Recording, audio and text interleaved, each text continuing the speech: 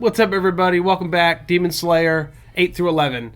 Tanjiro is really getting into the thick of things now with his demon slaying ability. I don't know. Look, he has been thrown into the fire. This boy can't go 2 seconds from completing a mission for that annoying ass crow to come over to him and broken ribs. and they were like, "All right, we're gonna get you over here now. We got to keep moving." It's I don't know, Now, man. who in their willing mind would want to be a demon slayer? I guess if you have nothing left to live for, as Tanjiro does. Yeah, right. Because Nezuko's the only thing he has in existence. But and he loves her, and she does her part, helping him out. But 8 through 11, I think midway through us watching it, I looked at Ryan and was like, "Yeah, I'm in now." Yeah. These were the episodes that really sold me. So it just took a while. Yeah, just a little bit. But the demons, cool as shit. Because you saw people who thought they were on like, you know, the second in command to Muzan. Mm-hmm. And they thought they were legit. They were. They were giving Tanjiro a run for his money. Run for it. And it was neat. They were childlike. They were funny. They like Nezuko too. She wasn't having an easy way of them. Oh no! You saw that she has a weakness, but then in the same turn, you saw her true power, or a level of her power that we haven't been exposed to yet. Right. And you know, you meet Tamayo, who I expect, who's a demon doctor. So there is some hope that Nezuko can become that human side, or at least a controlled demon. Ryan asked on the way before we recorded, why doesn't Tanjiro just let her be a demon and just see that she grows up to be like the demon doctor? Yeah. Both and Yashiro as well. Like they were both demon, but you wouldn't have knew that walking by him or anything like that. They were humans to me and you, to everybody else. Yeah, it added a little bit of Muzan's a human to people. It added a layer of depth to the characters, like especially the bad guys. You think like, okay, because demon equals bad, and it's not that simple. No, she was referred to as the fugitive, right? And I thought that was cool as shit. I think maybe that's why I had kind of got a new appreciation for the show.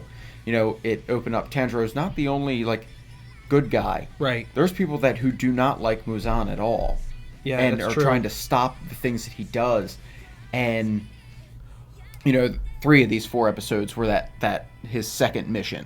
Right. That was going after those 2 demons and, you know, kind of learning about that side of things. And, you know, Tamayo was able to get the blood that she can use to possibly help Nezuko. Possibly, right. Possibly. But at this point... The stronger the blood, the better. Yeah. So she needs people that are in it's called the demon... What is it called? 12 moons. Demon of the 12 moons. Yeah, so if Tanjiro can manage to kill those and get their blood, she might be able to actually help. If those 2 initially, who those 2 thought they were, if they weren't, they were hard as shit. He has a lot of work to do. Yeah. If he wants to get anywhere close to Muzan and stopping the whole demon growth. I'm scared for him. So you have Yahaba, who was the arrow demon that was giving Tanjiro a run for his money and making him look like a joke. He had to exhaust himself with every form of move that he had, which I'm starting to remember some of them as we go when he yells out that he's doing move 7 or 12. Well, he wouldn't have ever found out if Yashiro didn't give him his sight. Right. The only reason that Tanjiro didn't die is because Yashiro lent him his vision. Yep. And so you could see that Tanjiro, I know he went through 2 years of training and he got over a lot of obstacles, but he is definitely still a novice. And there's a lot of things he still doesn't know. I mean, he was successful in being able to bridge all those water abilities back and forth together, like 10 in a row. Then he's crawling with his sword in his mouth. Broke a leg, broke some ribs. He got beat. Yeah, he did. He was roughed up pretty well. Without the other ones. You also know, we know because of the intro, the show revolves around a cast of characters. It's not just Tanjiro and Nezuko. So in these episodes, we meet Zensu, who is just the most pathetic demon hunter. Sniveling little bitch. Okay, if he got sent to my town to kill some demons, I'd be like, look, just take me now. Yeah. Okay, because this is it'd be pathetic to watch this. And you saw that when he's hanging on the child, yeah. crying. And the child gives him a dose of reality and was like, you know, get up, you're supposed to be a demon slayer and you're doing this and you're just nothing but a crying little boy hanging on to a child. And I'm already looking forward to see the growth. That going from that to like you think he's going to being get useful. Growth? He has to. Okay. He's in the main credit. If you're in the opening of the anime, you have to display something to show me that, okay, I'll say this. If he doesn't have any growth by the end of this first season, it will be a negative. If you told me... Like, if he's just a coward the whole way through, come on. If you told me that he was in the opening credits, I'd have called you a liar. I would have called you a liar. Unless it was just him being scared in a corner. Right. Like, I don't remember him, but the guy I do remember, and the one we did meet, was the gentleman with the boar's head. Which and is all we know him by. badass swords. That's all we know him by. No, and I was so excited because I thought he was a demon initially, like, from the credits, and thought he was going to be against Tanjiro. And then all of a sudden he's running out and going to whoop some ass because he's loose now, running down the walls he and already getting around. seems like the Vegeta of this show. So yeah, I'm actually pretty excited to see him. And we ended at 11 that he had his swords ready to go to fight this.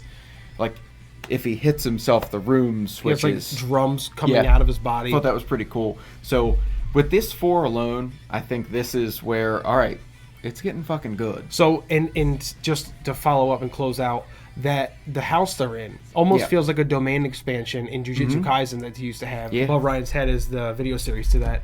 But it kind of feels like we're in this demon's domain expansion, and he can manipulate reality inside the space. And it throws them off, because that might be his demon, what is it, demon blood power, or how they ones have special abilities, because Tamayo had that as well with that scent.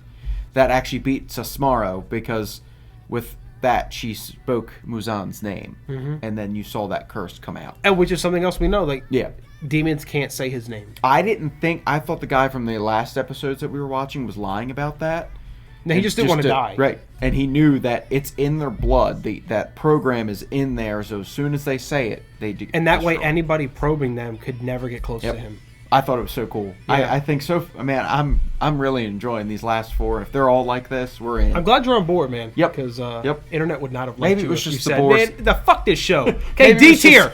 D tier. Demon Slayer's D tier. Had our show canceled.